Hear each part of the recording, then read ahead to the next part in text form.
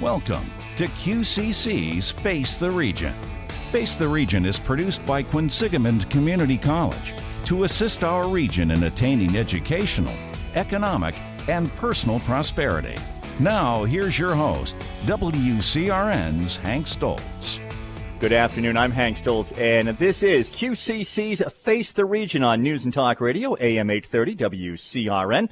We're talking today about the history of manufacturing, Manufacturing Day, and of course, the Manufacturing Engineering program here at Quinsigamond Community College. And to help us do that is the Dean of the School of, and I want to make sure that I get this right, so I wrote it down, Business, Engineering, and Technology here at QCC. Kathy Wrench is with us. Also, Lee Durbin, who's the Program Coordinator for Manufacturing and Technology at QCC, and Jacob Longacre, who is the Associate Professor of Photonics here, which sounds pretty...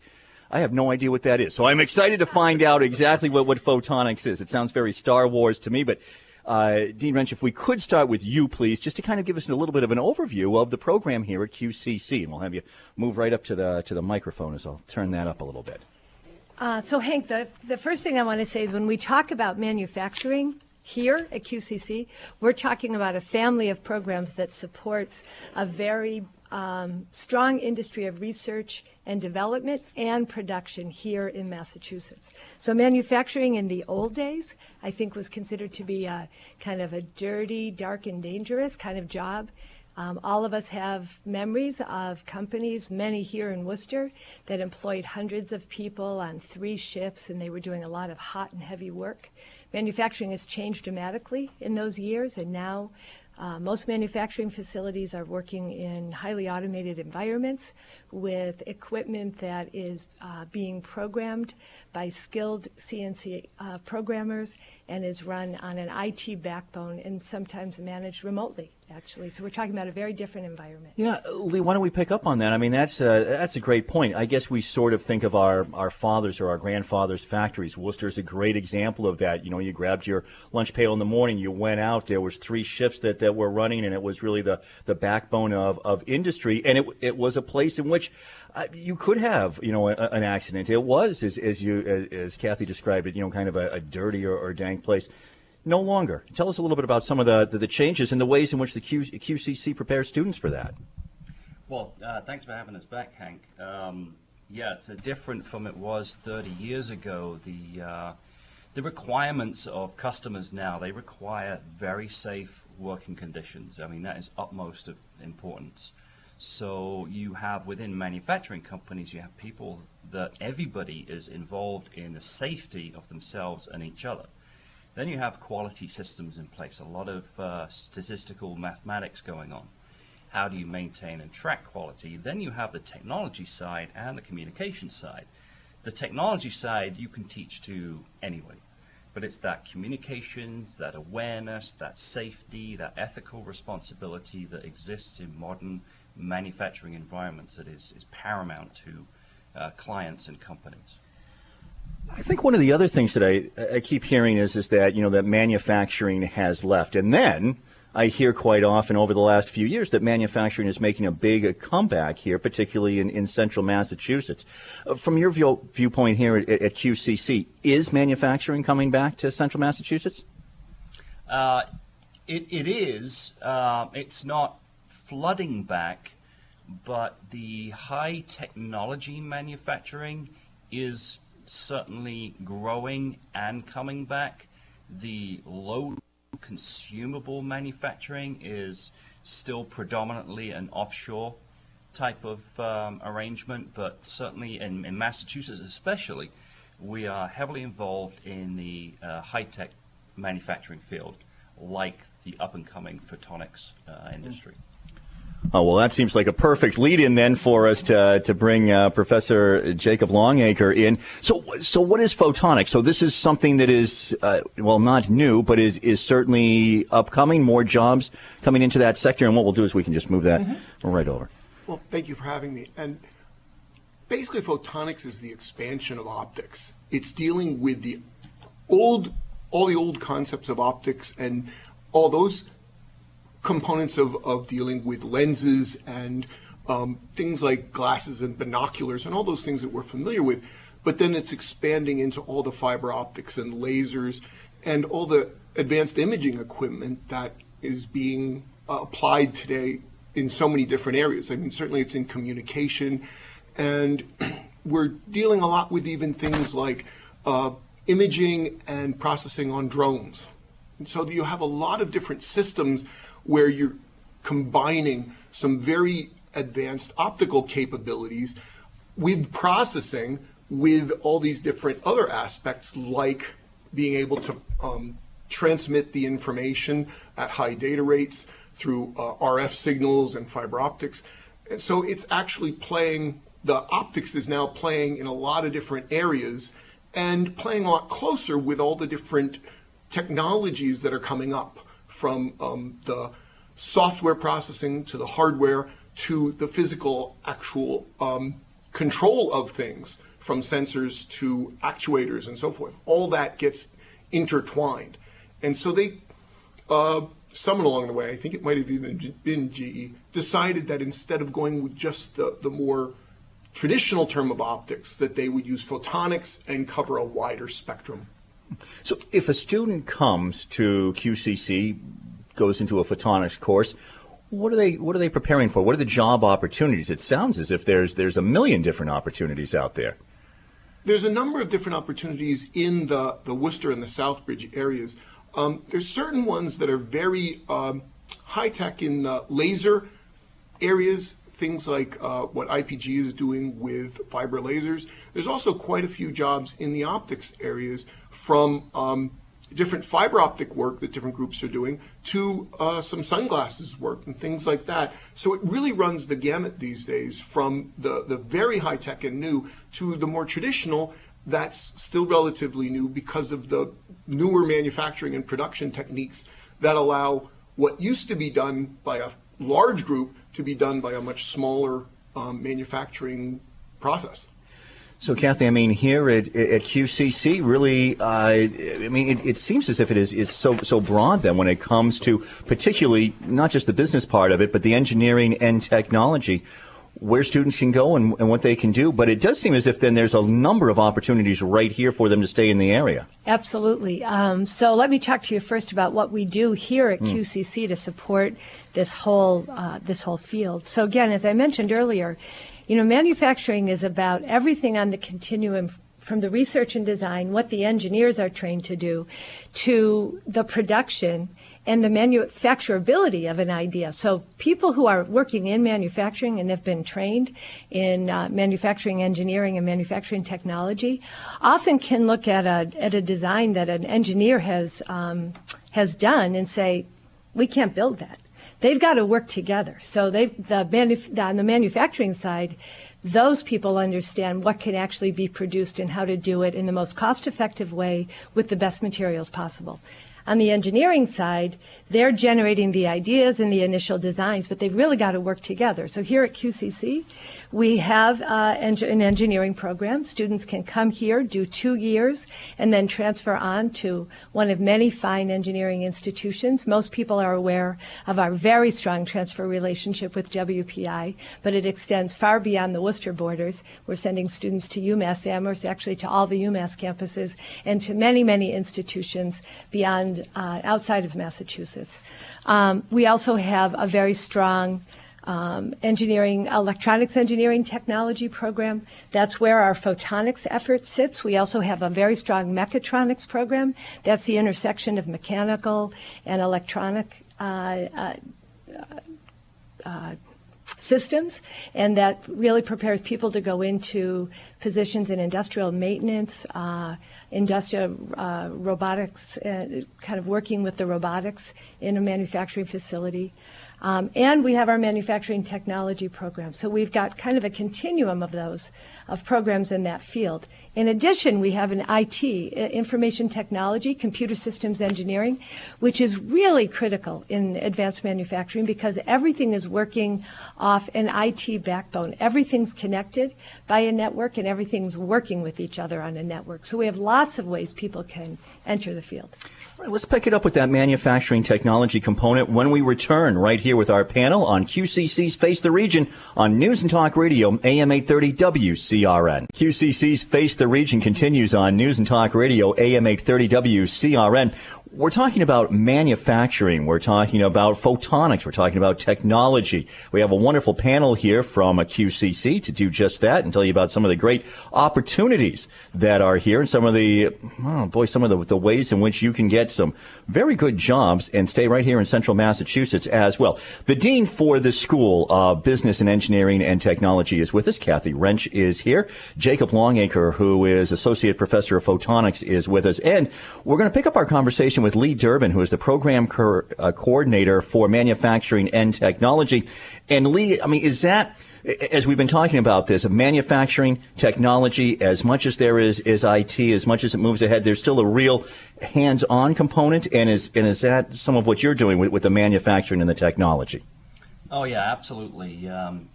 You'll never get rid of the hands-on component. You know, somebody has to build these assemblies, somebody has to test these assemblies and confirm that they perform as they're expected. So there is a lot of hands-on. You need a good mechanical aptitude to make these things fit together and work together and to run these machines. And in any engineering, manufacturing, photonic company, there is a blend of that engineering, the analytics behind the product itself, the production, and the qualification of the system in itself. And it's certainly a blend of mechanical, electrical communications with the photonics, engineering with the analytics, and then obviously into sales to push this product out to customers. Tell me, and you had mentioned that before, tell me a little bit more about the sales aspect. So, I mean, so there's an opportunity for someone, you have to know the background, you have to know your stuff, but maybe something that we don't always associate. Again, I'm kind of back to when Dean Wrench talked about, listen, got to get out of our minds what a factory was 50 years ago, because that's just not the case. We're talking about people who are out there with, need a high-tech background to be able to sell these items. Oh, absolutely. We've had many companies call us to help train their sales team. The sales team are providing quotes to their customers. These quotes are being built from a blueprint. And if the sales team doesn't know anything about blueprints, you can just guess a price and guess it wrong. So there's a lot on a blueprint or an engineering drawing that the sales team need to acknowledge where the cost lies within that blueprint. Someone who is coming to QCC in the manufacturing technology program, what are some of you've talked about some of the jobs that they can get. Many of them 2-year certificate programs, or many of them going on to WPI, which Kathy talked about, the great relationship that you have with them, a mixture of both? Yes, absolutely. We encourage students to, get their feet wet and see if they like the courses and what they're learning.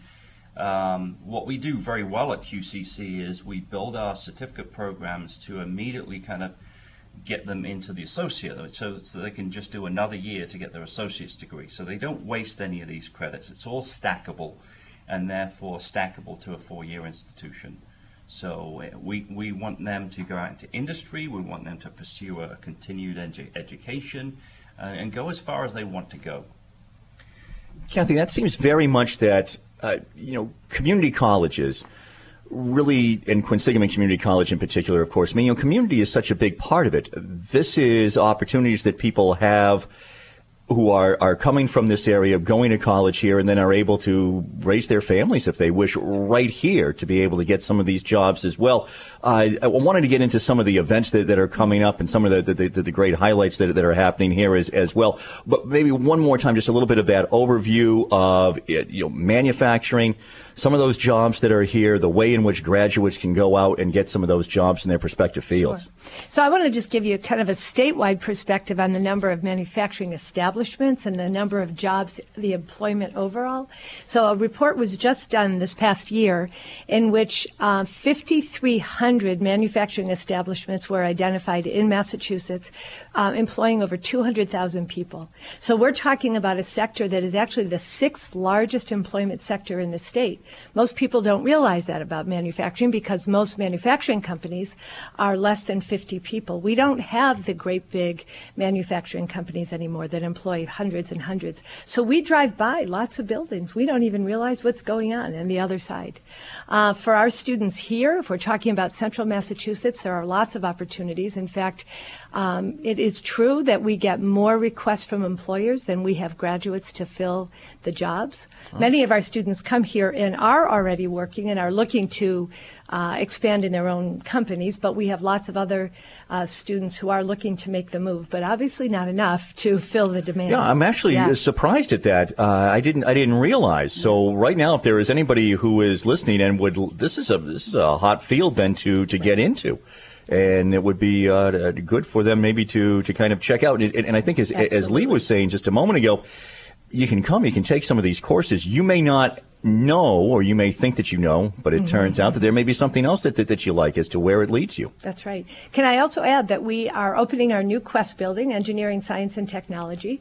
We will have a Fab Lab in there. That's a makerspace that's part of the MIT network of makerspaces called Fab Labs Global Network. We're also installing a brand new CNC machining, advanced manufacturing laboratory, and we are building out a new mechatronics lab. We've got a lot of new things, lots of exciting things on campus. We just bought our first drone. We're getting that integrated into some of our electronics engineering technology.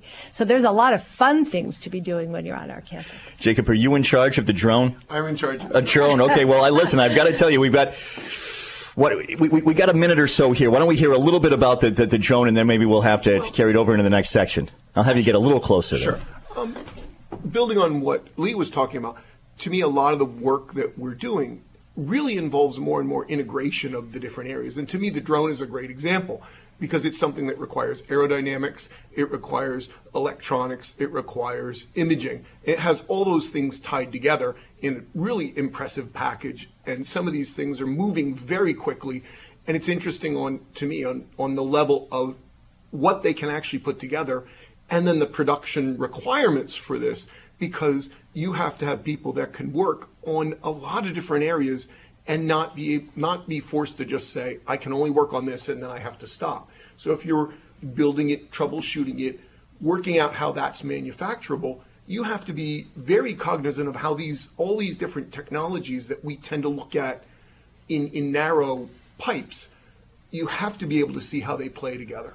And to me, that's a great example of exactly the kind of work that people are going to be doing, especially in these smaller companies where you don't have this division and that division.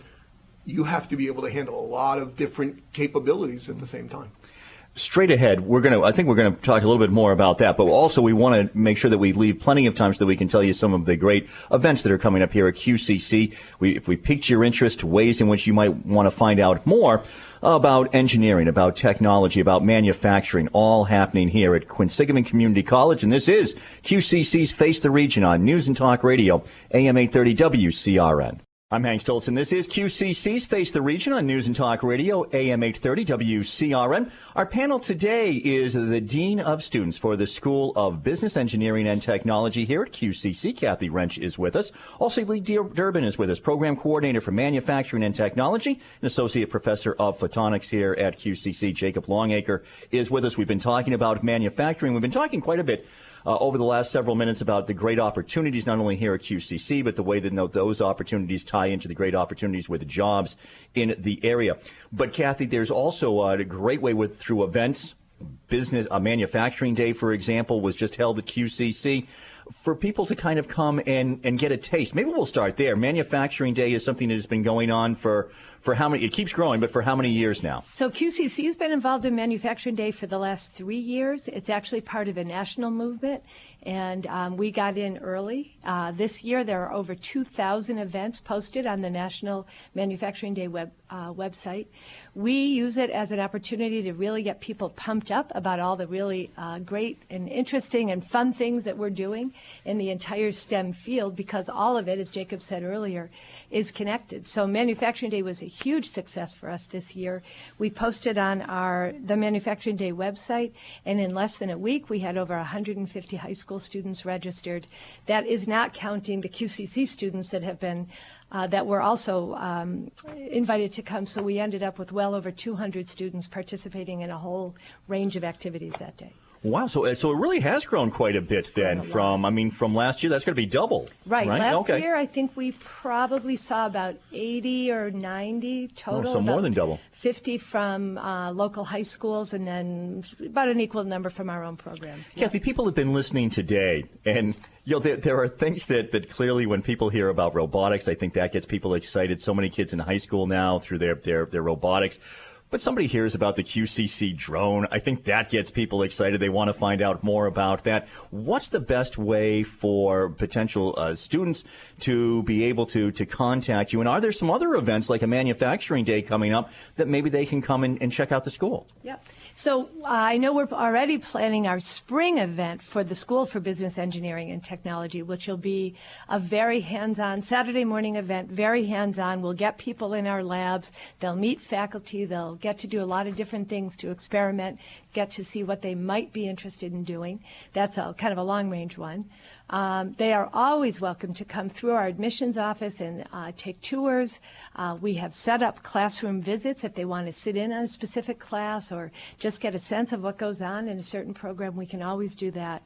And I have to say that we have some phenomenal faculty members, and there are always opportunities for individuals who are interested in photonics or manufacturing technology to connect directly with a faculty member. And they can come through my office. We actually, if people visit the QCC website and just search for STEM Makes Me Happy, they will go to our STEM page. It's our landing page for all things STEM, and they'll be able to connect with me through that page.